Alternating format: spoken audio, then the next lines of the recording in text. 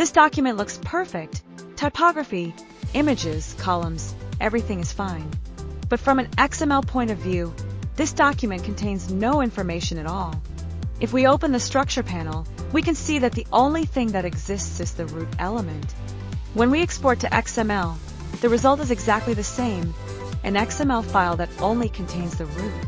Because nothing in the layout has been tagged yet. Until we apply tags, InDesign does not create any XML elements. And that's why tagging is what transforms a visual layout into structured content.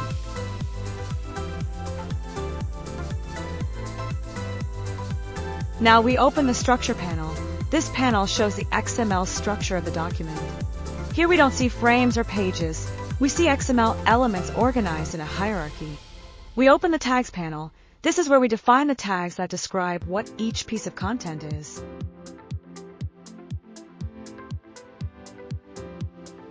Let's create some basic tags: title, text, and image. Remember, a tag defines the meaning of content, not its appearance.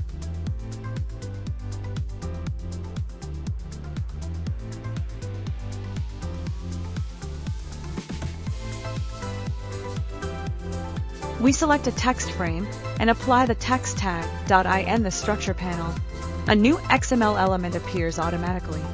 Tagging an object creates its corresponding XML element.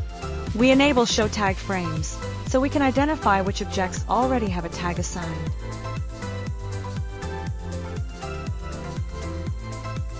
We repeat the process with a text and with an image. The same tag can be used many times. Each time we tag something, a new XML element is created in the structure that we export the document to XML.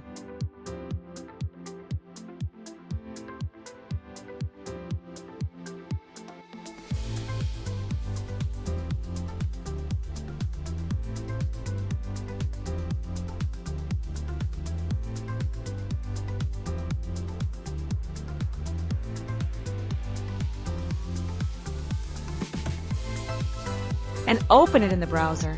Now the content is organized as XML elements with hierarchy and meaning.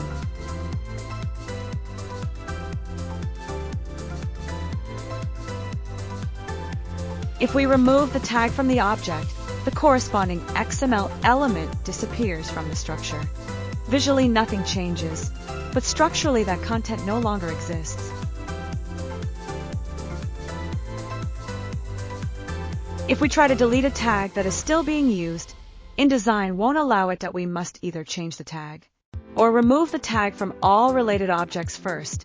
This protects the XML structure from breaking.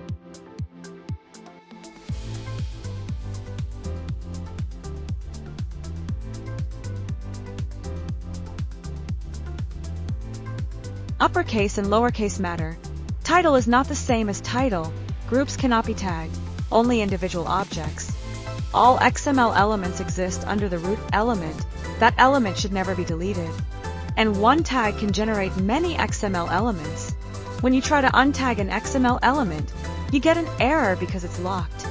It might be locked in the layout unlock or in a workflow checkout.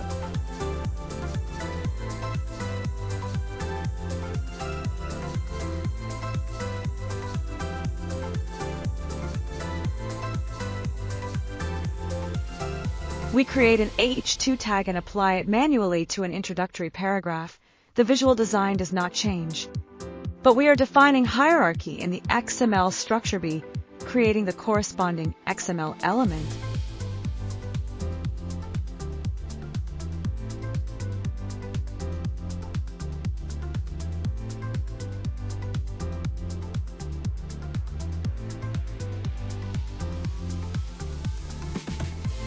Now we link a paragraph style to the H2 tag.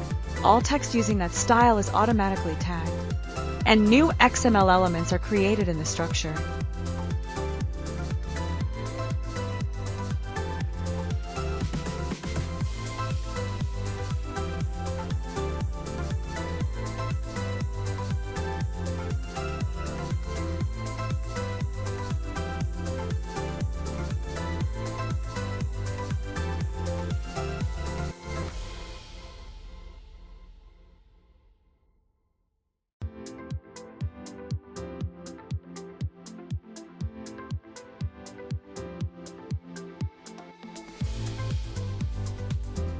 We can also assign the tag directly inside the style definition.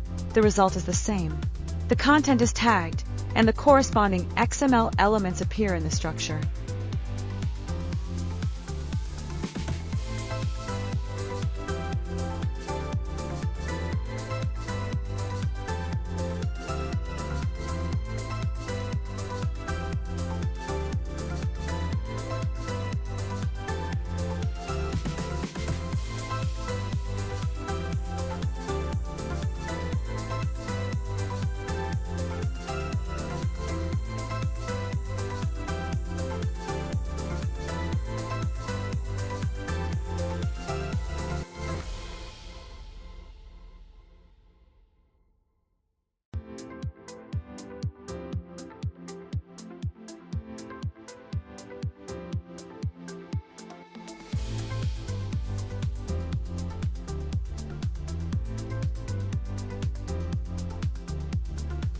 Sometimes the automatic association between styles and tags is lost.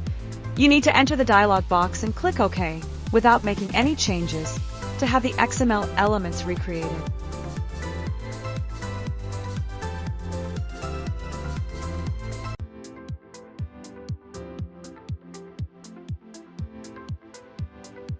Sometimes the automatic association between styles and tags is lost.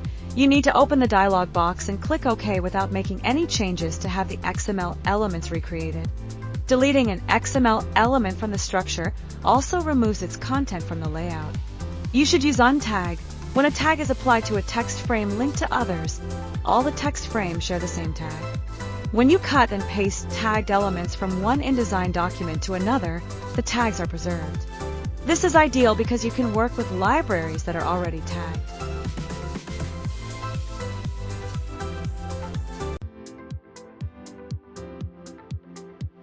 XML elements can contain attributes.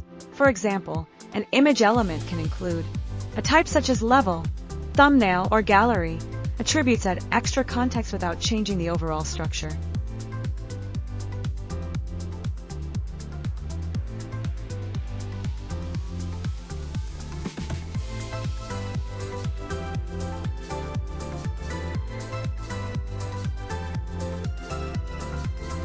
We export the document to XML and open it in the browser. Now the content is organized as XML elements. With hierarchy and meaning, this file is ready for websites, CMS platforms, databases, or automated publishing workflows. Without tagging, a document is only useful for printing. With tagging, the same document becomes structured data. That's the difference between designing a page and building reusable content.